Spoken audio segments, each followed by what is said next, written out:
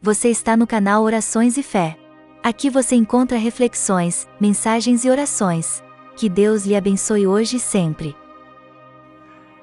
Eu me lembro quando eu era pequeno, uma vez nós encontramos lá na beirada da cerca da nossa casa, um monte de garrafa.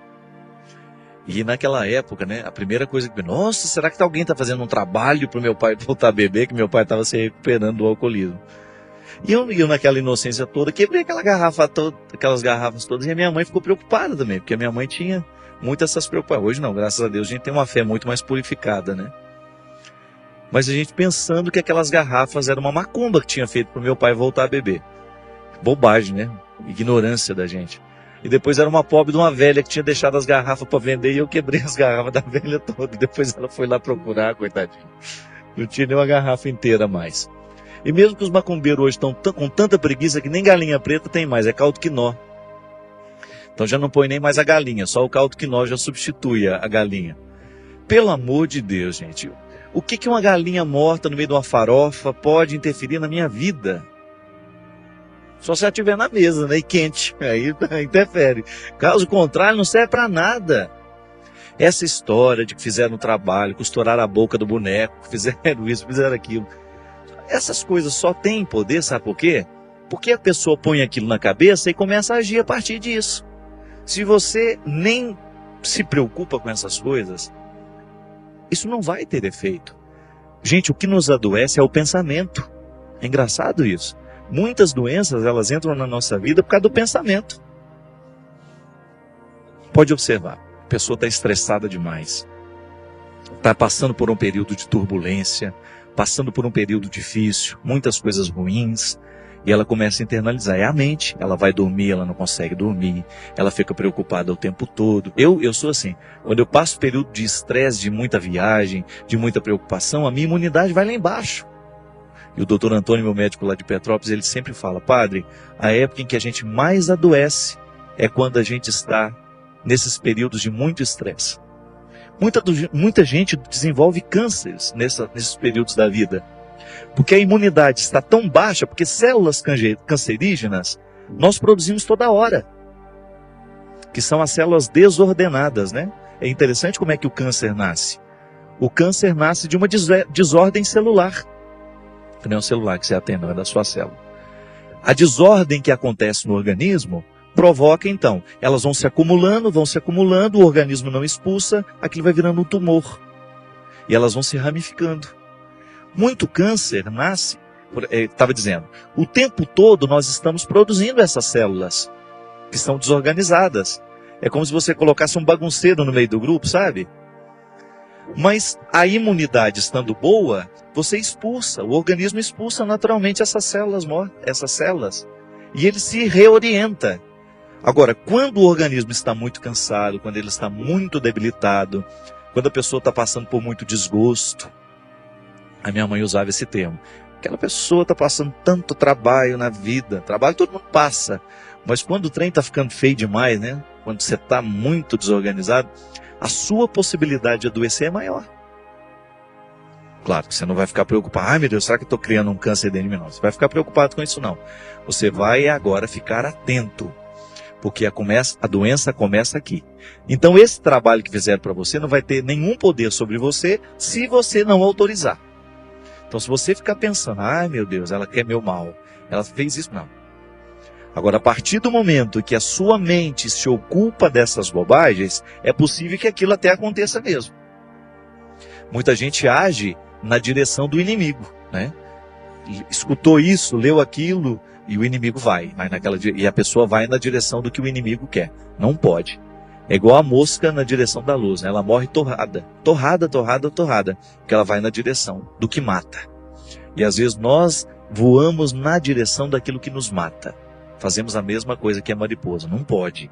Você tem que ficar muito atento para você não permitir que o seu pensamento lhe adoeça. Eu tenho uma história aqui muito interessante, vou aproveitar e dar o exemplo. Durante a minha estada na Bienal, lá em São Paulo, quando eu lancei o Mulheres de Aço e de Flores, a Renata Nogueira, que é a autora desse livro, me procurou lá para me me conhecer, né? Para me conhecer, pedi que eu autografasse o livro para ela. E ela me deu esse livro de presente. Vem em mim, Lili Demorada. Lili Demorada é uma expressão muito usada nas cadeias femininas, que dizem que a expressão diz respeito à liberdade. Eu já li o livro da Renata, muito interessante os relatos que ela faz aqui. A Renata foi injustamente presa. Injustamente presa. Uma mulher de bem, uma mulher formada, com curso superior, muito bem formada na vida, uma família muito boa. E a Renata foi injustamente presa. Durante aquele tempo que ela estava presa, ela poderia ter descoberto dentro, né? Ela poderia ter desenvolvido uma série de doenças, uma série de enfermidades. Só que a Renata resolveu ocupar a sua cabeça de um jeito positivo. Tanto é que o livro nasceu de toda essa experiência. Ao ocupar a sua cabeça de forma, ao tentar, né? Você vê nos relatos dela, ela está o tempo todo tentando salvar-se daquele contrário. Ela estava fazendo o esforço de não permitir que aquele momento delicado tornasse determinante sobre ela. Isso é, não faz a desgraça ser maior do que já é. Né? É interessante que às vezes na vida, gente, o que a gente precisa é a sabedoria para amenizar um momento difícil. É um jeito de você descobrir um caminho ali.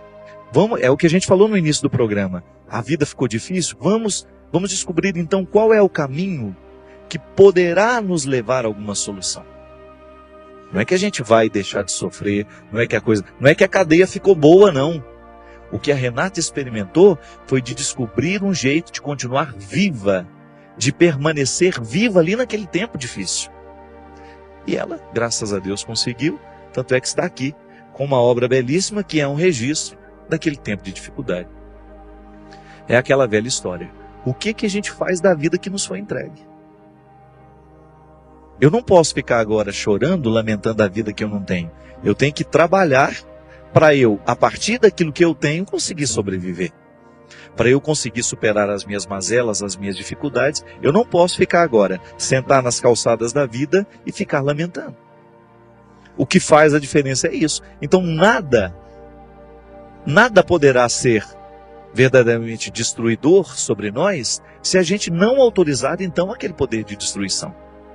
Então, com todo respeito aos que acreditam, eu não acredito nisso. Não acredito em macumba, não acredito em trabalho, não acredito nessas encomendas que se faz, não.